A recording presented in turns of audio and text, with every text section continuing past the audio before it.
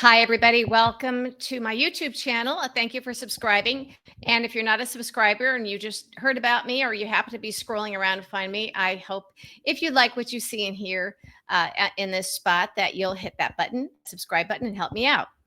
So Trump's very corrupt, very dishonest Attorney General Pam Bondi has announced that, a few weeks ago, announced that she wasn't ready to release the Epstein files, but she said she had it on her desk.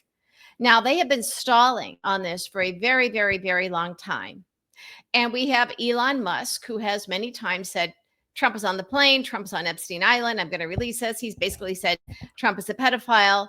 And we all have known this anyway. We know Trump is an adjudicated rapist. None of this comes as a surprise, but they have now quashed the entire thing. Trump's very corrupt, very dishonest, criminal FBI director, Kash Patel, and his deputy, Dan Bongino, have now conducted their own review, their own analysis, right? And they say there's no Epstein file, there's no list of people that were on it. There's absolutely nothing. And oh, by the way, Jeffrey Epstein committed suicide. This, of course, is a complete lie.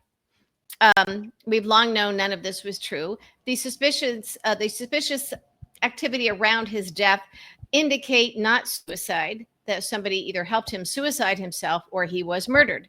He knew too much. Okay. We know that when they went into his Upper East Side home, I used to live around the corner from there before I moved over to the Upper West Side when I lived in New York. And we know that they went in and they found a lot of videotapes. Okay. We have long known that Trump flew many, many, many times on that Epstein plane and to Epstein Island. And there have been other big names as well. This is not a secret.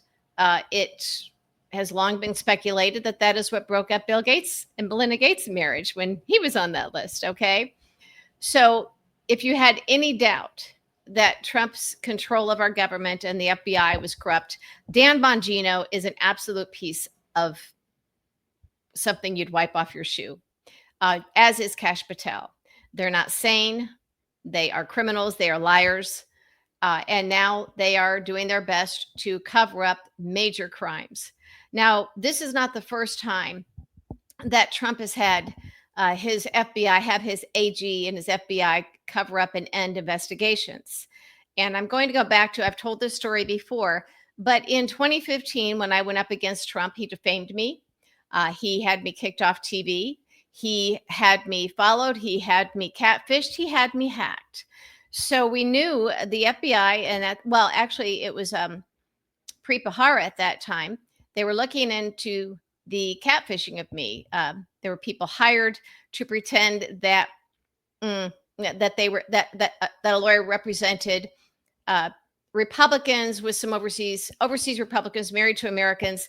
This lawyer allegedly had privileges in both the U.S. and the U.K., and they were talking about hiring me to help make sure that Trump did not win the nomination. As it turns out, this was all false. Of course, I knew this. We kept it going for a while, and the FBI was investigating it. When they got the catfisher, I don't know if they ever got who hired him, but they knew he had no money on his own, that he was being paid to do this because this is what they were showing me. It was the money. So when I was hacked, it was right before a Politico story was coming out on the catfishing. It was all secret. And so it had been working out for a long time.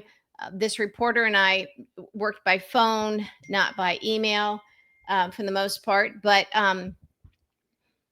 right before publication, as a reporter has to do, they call the people they're reporting on to let them know it's coming out, that this piece is coming out, and ask if they have any comment or did they want to deny it.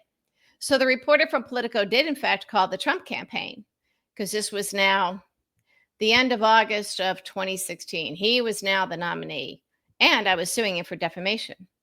And I had been catfished. I knew Preet's office was looking at this. I was hacked.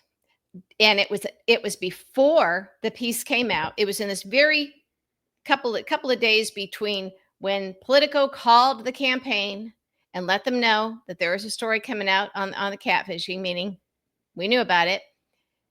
And of course, at that time, I'm suing Trump. And but before it was public, I was hacked.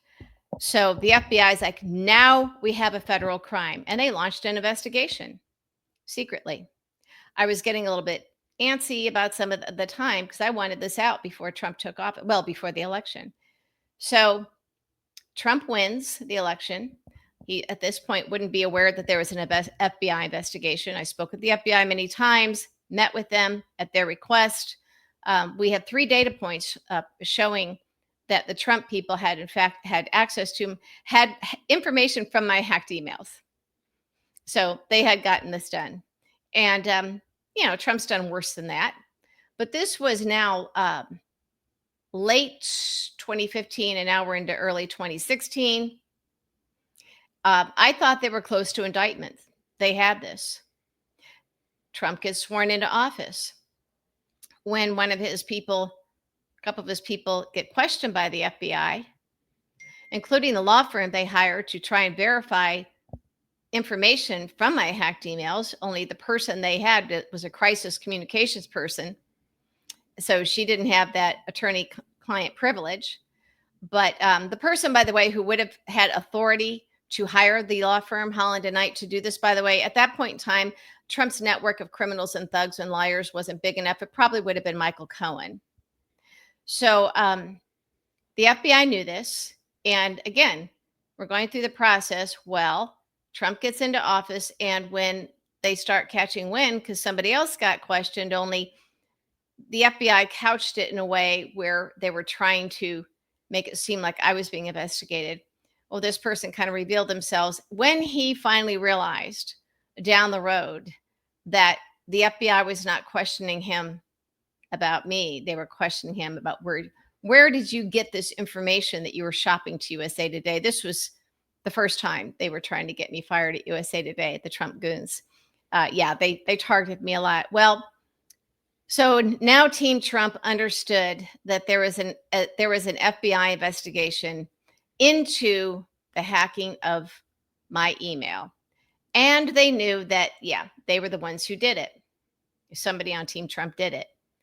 The investigation was shut down like that. So Trump and his team were being investigated for a crime. He becomes president. He catches wind of this investigation. And he has his attorney general, at that time it would have been Jeff Sessions. He has Jeff Sessions ordered the FBI, remember the FBI is under the AG, ordered them to shutter the investigation. And they did. So this is what happened in Trump's first administration, real early on. And something has now happened where this Epstein file and all the names on the list, Trump's at the top of that list, done, gone, erased. And there are millions of MAGA who will at least pretend to believe that this is real, that there was no Epstein list, that Trump is a man of God, blah, blah, blah. We are so far down the path into authoritarianism. We are not on our way to authoritarianism and fascism. We are in it.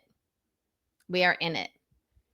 And I'm not sure that everybody understands this, or they think somebody else will take care of it, or they think, well, it'll never affect me. I can just go on about my life as if nothing has happened. This is only going to get worse. It's going to get much, much, much worse. So again, I am curious. I doubt very much that the Epstein file case was just that they got rid of, and the investigation into the hacking of my email is something that, they obviously got rid of that.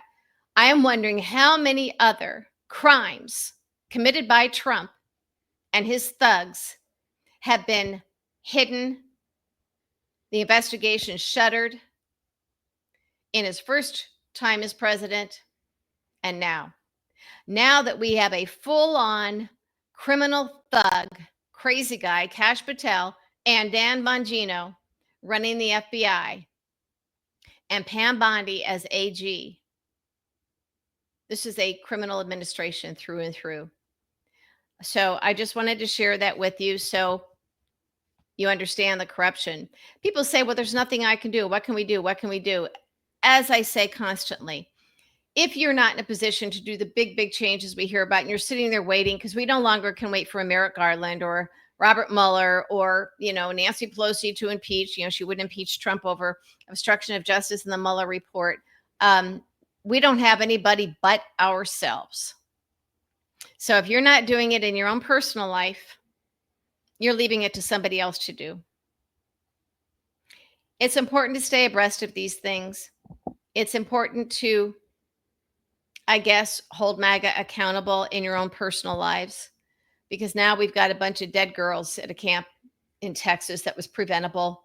But because of Elon Musk's Doge cuts and Trump's, doing these cuts, and now he wants to end FEMA, and we don't have a National Weather Service, Trump now is again directly responsible for the death of innocent people. And there will be more, and there have been many in the past, as we know in his first administration from COVID.